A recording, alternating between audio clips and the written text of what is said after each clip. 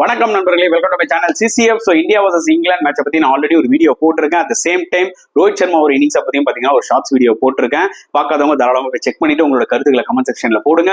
இந்த வீடியோல ஸ்பெசிஃபிக்கா நம்ம டிஸ்கஸ் பண்ண போற டாபிக் யாரை பத்தின்னு பாத்தீங்கன்னா ரவீந்திர ஜடேஜாவோட அனதர் சூப்பர் ஸ்பெல். ஃபர்ஸ்ட் மேட்ச்லயும் வந்து பாத்தீங்கன்னா சூப்பரா போலிங் போட்டாரு. செகண்ட் மேட்ச்லயும் பாத்தீங்கன்னா இப்ப செமையா எக்கனாமிக்கலா போட்டு 3 விக்கெட்ஸ் எடுத்தாரு. பிக் ஆஃப் த போலரே ஜடேஜா தான், அதுல எந்த டவுட்டுமே கிடையாது. கைஸ், நான் திருப்பி சொல்றதா மறுபடியும் சொல்லுவேன். அதாவது ஒரு ஓடிஐ கிரிக்கெட்னு எடுத்துக்கிட்டீங்கன்னா அந்த 15 ஓவர்ல இருந்து 40 ஓவர் இருக்கும் பாத்தீங்கன்னா ஜடேஜாவோட கோட்டை. சோ ஆப்வியஸ்லி அவர் பாட்டுக்கு ஸ்டெம் டு ஸ்டெம் போட்டுட்டு வந்துகிட்டே இருப்பாரு. சோ ஜடேஜா ஓடிஐ டீமுக்கு எவ்வளவு பெரிய ஒரு வேல்யூ கொடுக்குறாருன்றத மட்டும் நம்ம இதுல இருந்து கிளியரா தெரிஞ்சுக்கலாம். ஏன்னா அக்சர் பட்டேலுக்கு வந்து பாத்தீங்கன்னா இவரோட ஒரு காம்படிட்டரா இருக்கலாம், அது எந்த டவுட்டுமே இல்லை. ஆனா அக்சர் பட்டேல ஃப்ளோட்டரா நீங்க யூஸ் பண்ணலாம். அவர் வந்து ஃபில்லர்ஸ் மாதிரி போலிங்ல போடுவாரு. பேட்ஸ்மேனா வந்து பாத்தீங்கன்னா ஃப்ளோட்டரா நீங்க எந்த பொசிஷன்ல வேணா இறக்கலாம். ஆனா ஜடேஜா பொறுத்த வரைக்கும் பாத்தீங்கன்னா அவர்கிட்ட இருந்து நீங்க ஃபுல் 10 ஓவர்ஸ் நீங்க பார்க்க போறீங்க. Such a crucial player. So அவரோட ஸ்பெல் அவுட்ஸ்டாண்டிங்கா இருந்துச்சு. வருண் சக்கரவர்த்தி டெபியூட்டும் டீசென்டா இருந்துச்சு.